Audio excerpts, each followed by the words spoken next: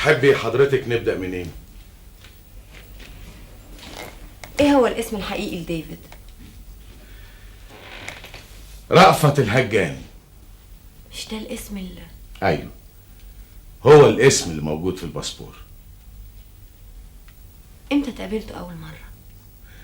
عفوا فراو سامحون، انا ما قابلتش رأفت ولا مرة. انا ما اعتقدش اني فهمت قصدك كويس. ممكن انا بالفعل ما قابلتش رأفت ولا مرة. يظهر ان الحكاية كلها عبارة عن مجموعة من الالغاز. كل لغز وله حل. ميرسي. اذا انت اللي هتحللي اللغز بتاعي. مين كان جوزي؟ مين ديفيد شارل سامحون او رأفت الهجان؟ كان عام 1954 من الأعوام اللي شهدت فيها مصر أحداث عنيفة ومصيرية على كافة المستويات، سواء الداخلية أو الخارجية. خاضت ثورة 23 يوليو سنة 1952 معارك عنيفة من يومها الأول وطوال عامين متتاليين. وفي الشهور الأولى من عام 1954 أصبح من الواضح إن الأوان قد آن لكي يحسم كل شيء. إما أن تستمر الثورة لتحقيق أهدافها، وإما أن تتراجع أمام ضغوط القوى التقليدية اللي كانت مسيطرة على الحكم قبل الثورة في الداخل، وضغوط القوى الخارجية اللي كانت بتتسابق لاحتواء الثورة من الخارج. كانت هناك معركة إصدار قانون الإصلاح الزراعي، معركة الإقطاعيين القدماء مع الأحزاب والبشوات ومحترف الحكم، وكانت هناك معركة مع الاحتلال الإنجليزي، ثم المفاوضات مع بريطانيا، وكانت هناك مقاومة لضغوط القوى الاستعمارية اللي أرادت جر مصر إلى مصيدة الأحلاف، ومعركة مع عملاء القوى دي في البلاد العربية. ثم وصل الخلاف إلى قلب مجلس قيادة الثورة. وإذا كان الخلاف بين الرفقاء أمر طبيعي، إلا أن الخلاف بين اللواء محمد نجيب من ناحية ومجموعة الضباط الشبان اللي خططوا للثورة وقاموا بيها بالفعل من ناحية أخرى كان فرصة لتدخل قوى كثيرة وجدت في الخلاف ده فرصة لمحاولة تدمير كل شيء قبل أن يبدأ. باختصار، كانت سنة 1954 هي سنة المشاكل والأزمات العنيفة في عمر الثورة الوليدة. وسط كل الأزمات والتحديات دي، وهي أزمات وتحديات كانت تعني مسألة حياة أو موت بالنسبة للثورة والأحلام الشعب المصري، كانت هناك قوة أخرى تتحرك في الظلام، لا لضرب الثورة فقط ولكن لضرب مصر نفسها. في أحد الأيام الأولى من شهر يوليو سنة 1954 وصل من الخارج مستر باول فرانك، الضابط السابق في الجيش الإسرائيلي والمبعوث الخاص لوزير الدفاع الإسرائيلي السيد بنحاس لافون.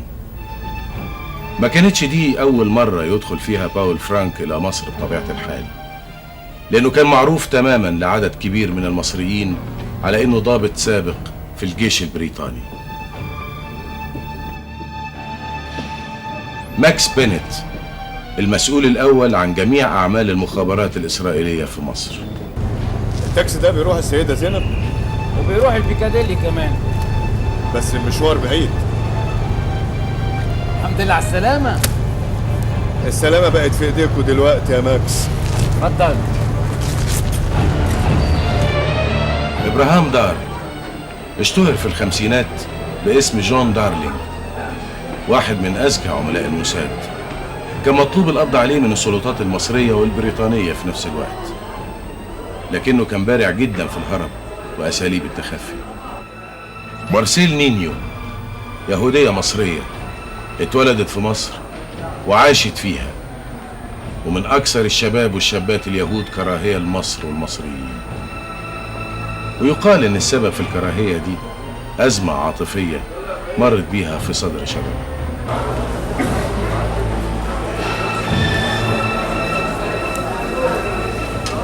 كيس.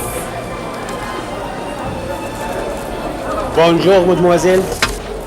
بونجور مسيو. في كلون يا هابي بوي من فضلك؟ افتر شيف. اوضه تواليت تكون افضل.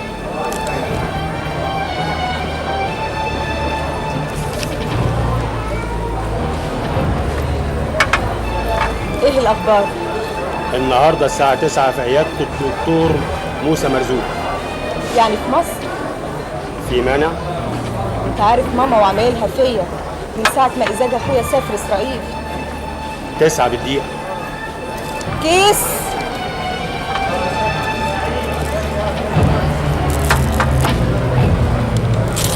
ما عملتش منقوله من هنا غير لما اعرف انت رايحه فين ومع مين. ماما وبعدين معاكي. انا عايز اعرف انت رايحه مصر تعملي ايه؟ وطي صوتك ماما، مش لازم حد يسمعني. ها، ولما انت رايحه رحله مع اصحابك زي ما بتقولي اوطي صوتي ليه؟ ماما انا مسافره، يعني مسافره. وشغلك يا مارسيل؟ اخدت اجازه. يعني هتقبضي ماهيتك ناقصه. وانت زعلانه ليه؟ انت مش بتاخدي فلوس البيت بالمليم؟ انا عارفه مين ورا ده كله. حسبي على كلامك يا ماما. مش هو ده اللي فضل ورا اخوكي ايزاك لحد ما هاجر وسابنا؟ ايزاك ما هاجرش، ايزاك رجع وطن. واللي احنا عايشين فيه ده يبقى ايه؟ احنا مولودين هنا وطول عمرنا عايشين هنا زينا زي غيرنا، معززين مكرمين، عمر ما حد دسلنا على طرف. بيتنا اولى بينا. انا عارفه انتوا عايزين ايه. عاوزين مصلحتك ومصلحه اللي زيك. مصلحتي في البلد اللي انا عايشه فيها. في حاره اليهود. قلت لك 1000 مره نتنقل الرمل، انت اللي ما رضيتيش. علشان ما انساش. تنسي ايه وتهببي ايه؟ ما احنا عايشين تفرين خيرنا شرنا.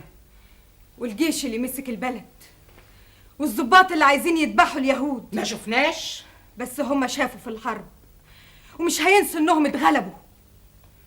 اذا حد سألك يا امي قولي ان انا رحت مصر في رحله مع جروب من اصحابي، الا اذا كنت عايزه تدخليني السجن. مارسيل مارسيل،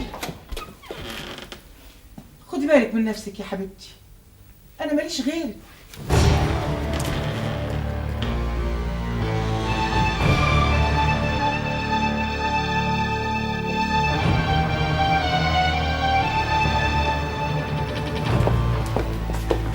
مارسيل على فين؟ زينب انت فين يا بنت انت؟ وحشتيني قوي. وانتي كمان. ايه انت مسافره ولا ايه؟ رحله مع جروب يجنن. انا كنت هقولك تيجي معايا لكن بصراحه خفت من ابوكي. ويا ترى هتغيبي كتير؟ 2 3 ولما ارجع هبقى اجيلك. باي باي بقى، احسن ميعاد القطر قرب. باي باي. باي باي.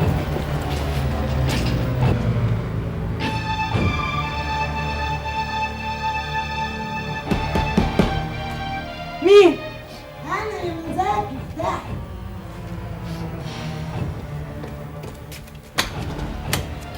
اهلا وسهلا، اتفضلي. أنا كنت راجعة من السوق قلت نفوت عليك نشوفوكي. مالك يا رشيد؟ ولا حاجه يا اختي، اتفضلي.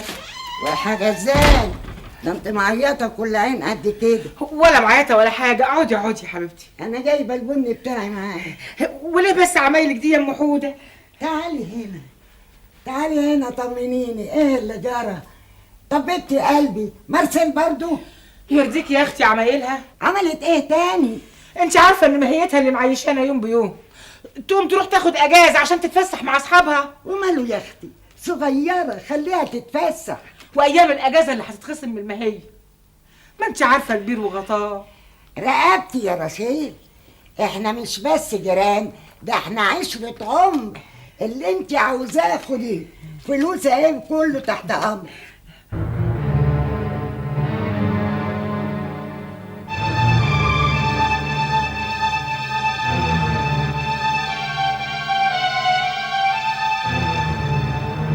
مارسيل اتأخرت. زمانها جاية، خلينا في اللي احنا فيه.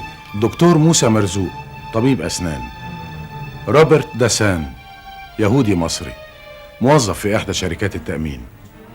فيليب ناتاسون حاصل على دبلوم التجارة المتوسطة وعضو في نادي المكابي. صمويل عزار سمسار عقارات. انا مش محتاج اقول لكم ان انا جاي ومعايا اسماءكم واحد واحد. معنى كده ان الاختيار تم في تل ابيب.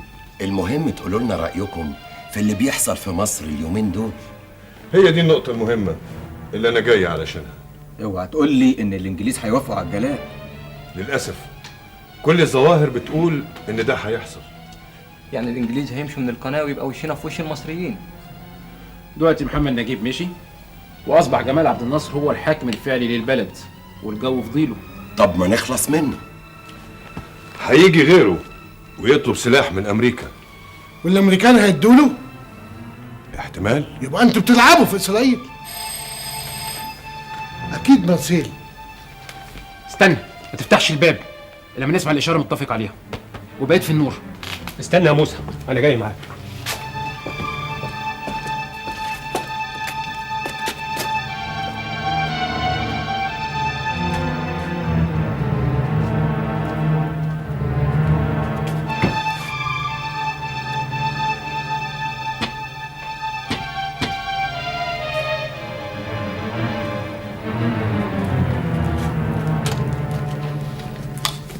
اقفل الباب بسرعه لحسن حد طالع السلم.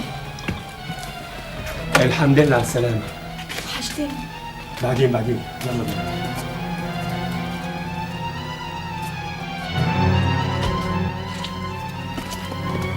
بونسوار. بونسوار مرسيل. اتفضلي مدموزيل. باول فرانك، مندوب وزارة الدفاع. شرفنا. اشانتي. اتفضلي. نكمل كلامنا عشان نقدر ندخل في الموضوع. اقدر اعرف اللي فاتني؟ أنا هقول لك كل حاجة. اللي احنا متأكدين منه لحد دلوقتي ان في مفاوضات سرية بين الامريكان وضباط الثورة علشان السلاح. وايه احتمالات النجاح للمفاوضات دي؟ المفاوضات دي مش لازم تتم خالص ومش لازم يكون في اي احتمال لنجاح. وايه المطلوب مننا؟ اننا نوقف المفاوضات. ازاي؟ ندق اسفين بين الامريكان والمصريين. برضه ازاي؟ لو ان الامريكان فهموا ان النظام مش مستقر وان الشعب المصري ضدهم وضد الثورة بتاعته وضد الحكومة نفسها، والامريكان شافوا ان الحكم ضعيف ومش هيقدر يسيطر على البلد، هيدوهم سلاح ليه؟ وحتى ده مش كفاية، لأن أهم ما في المشروع إن إحنا نوري المصريين العين الحمراء ونوريهم إنهم في متناول إيدينا حتى جوه بلدهم. ممكن ندخل في الموضوع. لو اننا فجرنا مكاتب الاستعلامات الامريكية في مصر واسكندرية، ولو حكومة الثورة عجزت عن القبض على الفاعل، ايه اللي ممكن يحصل؟ هيتقال ان اللي عملوا كده يا اما الشيوعيين يا اما الاخوان المسلمين. لا الشيوعيين مش ممكن يعملوا كده والامريكان مش هبل. يفضل الاخوان المسلمين. الاخوان المسلمين اتصالحوا مع بتوع الثورة. هو ده المطلوب، نخليهم يتخانقوا مع بعض تاني. بس في احتمال ان ناس تتعور وناس تنصاب وممكن كمان ناس تموت. زيادة الخير خيرين، بس ده مش وارد بالنسبة لمكاتب الاستعلامات الامريكية. معنى كلامك ده انه في حاجة تانية. حاجات. انتوا عارفين ده معناه ايه؟ معناه ان المصريين. انت ناسي ان احنا مصريين؟ انت اسرائيلي اولا. وايه ذنب الناس اللي هتموت وتتشوه؟ مش كده وبس، انت عارف ايه اللي هيحصل لو اتمسكنا؟ نتمسك ازاي؟ زي ما مسكوا اللي قتلوا اللورد ماين. الكلام ده لو مفيش خطة موضوعة في الموساد باسلوب علمي يخلي القبض عليكم عملية مستحيلة. انا مش موافق. ده انتحار. هم فاكرين في تل ابيب ان المسائل يا دكتور موسى محسوبة بدقة شديدة، والاوامر اللي صدرت ما تحتملش تردد او حتى مناقشة. انتوا عارفين لو المفاوضات نجحت والانجليز خرجوا من القناة ومصر قدرت تقنع الامريكان وتاخد منهم سلاح، ايه اللي ممكن يحصل؟ ما احنا قلنا ان وشنا هيبقى في وش المصريين. المصريين مش هيدخلوا معانا حرب الا اذا كانوا مستعدين لها تمام. اللي ماسكين البلد النهارده ضباط جيش، مش بشوات الطرابيش اللي ما يعرفوش الالف من كوز الذره. عاوز تقول ايه؟ عايز اقول ان ده لو حصل ان احنا مش هنقدر نعدي من خليج العقبه لايلات، هنتخنق. واذا كنا بنقدر نفوت مركب ولا اتنين كل كذا شهر، النهارده مش هنقدر نعدي ولا قارب صيد واحد حتى لو رفع علم امريكا نفسها. معنى كده ان احنا هنتخنق من هنا ومن هنا. طب انا ليه ما اخنقوش قبل ما يخنقني؟ في ناس راحوا تل ابيب وخدوا فيها تدريب، اعتقد ان آن الاوان عشان يستغلوا التدريب ده.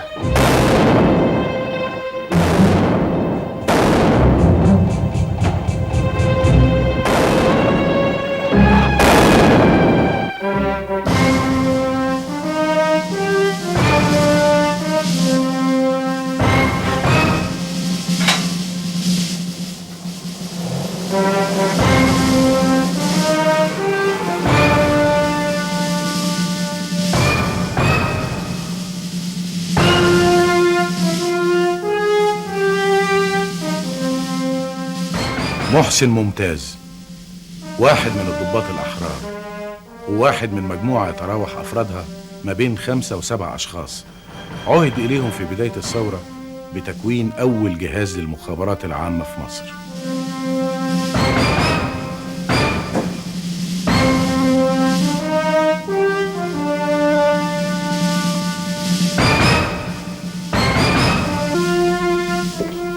صباح الخير يا حسن. أهلا يا محسن. حسن صقر من الضباط الأحرار، وواحد من المجموعة التي كلفت بإنشاء أول جهاز مخابرات مصري. مفيش أخبار نهائي. معقولة دي؟ البوليس مشط البلد من شمالها لجنوبها، مفيش أي أثر للفاعل. وإيه تقديرهم في الداخلية؟ محدش يعرف حاجة. أنت عرفت إن السفارة الأمريكية قدمت احتجاج؟ عندهم حق.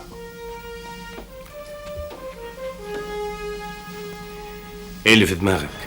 ها؟ سمعتوا الأخبار؟ محمد كساب، واحد من الضباط الأحرار أيضا، وواحد من نفس المجموعة.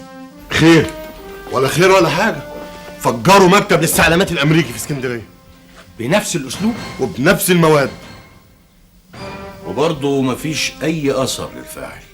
ومستحيل هيعثروا على أي أثر يوصلهم لينا. المفروض إننا نعمل حساب الخطأ. مارسيل، لازم تفهمي إن أي شيء بيتم بتخطيط علمي دقيق لازم ينجح. دراسة الظروف المحيطة بأي عملية هي مفتاح نجاح العملية نفسها. حتى لو كان خطأ ما يكونش في حسابنا. تحب أقول لك مثل؟ إيه هو؟ أنا أنت؟ من 5 سنين والمخابرات الإنجليزية والبوليس المصري بيدوروا عليا. اسم النهاردة بالنسبة لهم معناه الرعب. قولي اسم جون دارلينج في أي إدارة البوليس، سواء في مصر أو في إنجلترا أو حتى في فرنسا، هتلاقيهم كلهم واقفين على ضوافرهم. كل ده مش لأني سوبر مان، لا، لكن لأن كل خطوة بخطيها بتتم بتخطيط وفهم ودراسة لكل الظروف. وأنا إمتى بقى هرجع اسكندرية؟ يعني أنت النهاردة لو كنت في اسكندرية ساعة القنبلة التانية ما انفجرت، وبفرض إن المصريين أذكياء وعرفوا إن إحنا اللي عاملين كده، كان زمانك دلوقتي موضع شكوك. إنما دلوقتي لو حد جه ناحيتك هتطلعي ببساطة زي الشعرة من العجين، لأنك أصلا ما كنتيش في اسكندرية ساعة الانفجار ما حصل. علشان كده بقى أنت بعت فيليب وداسة اسكندرية. لأن داسة زمانه راجع مصر، وبكرة الصبح هيروح شغله عادي جدا. ولأن فيليب ساكن هنا، وساعة ما تنفجر القنبلة التالتة في سينما ريو هيكون هو راكب القطر وراجع. ما تنساش إن أنا واخدة أجازة من المحل. مارسيل، أنا ساعات بسأل نفسي باستغراب أنا ليه بحبك؟ جون، يمكن علشان حماسك، يمكن علشان إيمانك بالقضية، يمكن، لكن جون أنت هترجعي اسكندرية بكرة، وهترجعي شغلك عادي جدا، لأن المدير عنده أوامر إنك أنت ترجعي الشغل من غير ما يسألك.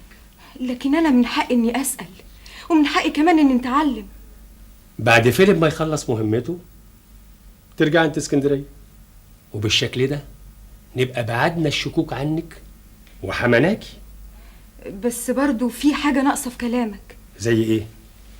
زي إنه ممكن يحصل خطأ، أي خطأ مش معمول حسابه. بالعكس، ولا خطأ واحد ولا أثر واحد.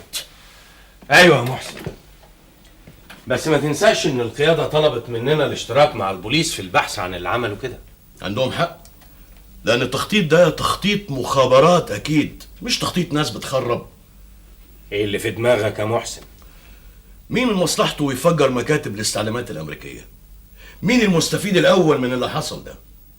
عاوز تقول إن اليهود ليهم دخل في الموضوع ده؟ أنا مش عايز أقول، أنا متأكد. طب وإيه اللي يخليهم يعملوا كده؟ أكيد خدوا خبر إننا طلبنا سلاح من الأمريكان، فحبوا يدقوا اسفين بيننا وبينهم. أيوة، بس أنت اللي قلت في تقريرك إنه ثبت إن مفيش يهودي واحد قريب من المكان. عشان كده أنا بشك. طب وليه نضيق نطاق بحثنا؟ اسمع يا حسن، احنا من يوم ما كلفنا بتكوين جهاز المخابرات واحنا غرقانين في الكتب والابحاث والاتصالات. معقولة دي دولة في العصر اللي احنا فيه ده ما يبقاش فيها جهاز مخابرات؟ والمتعب ان كل الواحد ما يقرا كتاب يحس انه قدام علم بحر واسع، كل يوم بيوسع عن التاني. محدش عايز يدينا حاجة لا من الشرق ولا من الغرب غير القشور اللي احنا خدناها منهم. وايه الجديد في اللي انت بتقوله؟ ما احنا عارفين كده من الاول. بس القضية يا حسن، القضية ان في دماغك فكرة ومش عاوز تتنازل عنها. لان مفيش قدامي سكة تانية. عموما الانفعال مش هيجيب نتيجة. ولا البحث يا حسن. ايه ده بقى؟ اللي قدر يفجر مكاتب الاستعلامات الامريكية من غير ما يسيب اي اثر اكيد في مخططه حاجة تانية. محسن، املنا في غلطة يا حسن. غلطة؟ غلطة يغلطوها، واكيد هيغلطوا اكيد. طب وايه اللي يخليك تفكر بالشكل ده؟ يمكن لاني بتمنى انهم يغلطوا، يمكن لاني بتمنى يا حسن.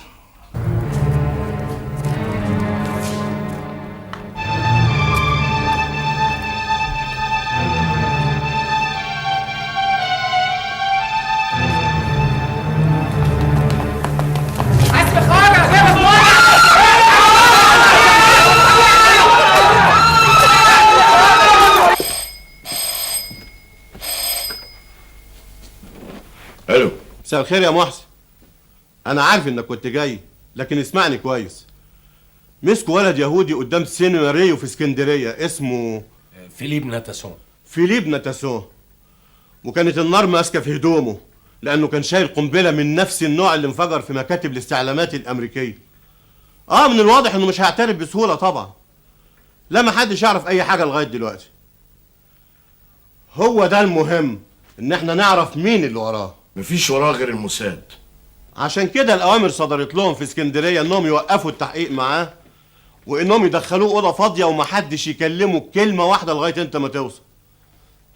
طبعا يا سيدي هتسافر اسكندريه دلوقتي فورا على طول، وهتلاقيهم منتظرينك في المحافظه. في البدايه كانت اقواله متضاربه، وده امر طبيعي زي ما سيادتك عارف. لكن بعد ما وصلتنا الاشاره من مصر وقفنا كل حاجه وسيبناه في اوضه لوحده. حطيته الحديد في ايديه؟ احنا فعلا كنا حاطينه، لكن بعد الاشاره ما وصلت شلناه. حد دخل عليه بعدها؟ اطلاقا. هو ما طلبش حاجه من ساعتها؟ ولا كوبايه ميه. بس في حاجه غريبه حصلت. ايه هي؟ بعد حوالي ساعتين فتح باب الاوضه وهو بيصرخ. ما تحققوا معايا. ساكتين ليه؟ سايبني لوحدي ليه؟ أنا مستعد للتحقيق. أنا بقول أنا مستعد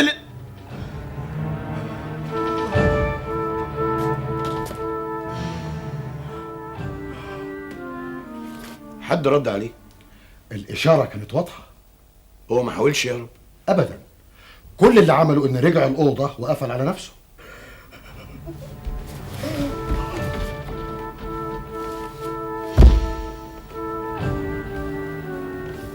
بس في احتمال ان ناس تتعور وناس تنصاب، وممكن كمان ناس تموت. انت عارف ايه اللي هيحصل لو اتمسكنا؟ نتمسك ازاي؟ زي ما مسكوا اللي قتلوا اللورد ماين. الكلام ده لو مفيش خطة موضوعة في الموساد بأسلوب علمي يخلي القبض عليكم عملية مستحيلة.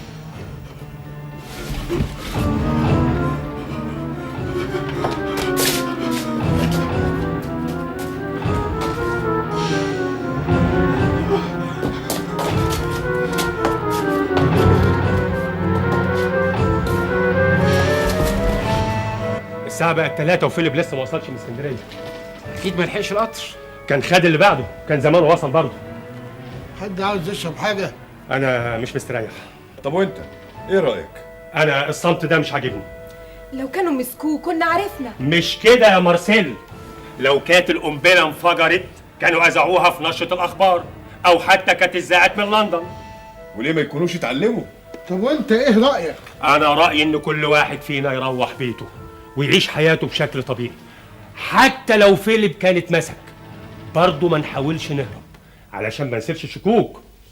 باول، انت هتيجي معايا، وانت يا مارسيل هتسافر اسكندريه بكره الصبح، ومش عايز اي حد فيكم يتصل بالتاني الا ما ياخد اوامر مني انا لما اديله الجرين لايت. تقول انه في اوضته من الساعه 8 وربع. خط التليفون مفتوح على مصر طبعا، بس انا مش عارف انت ايه اللي مخليك متاكد انه هيعترف. ابدا، مجرد احساس.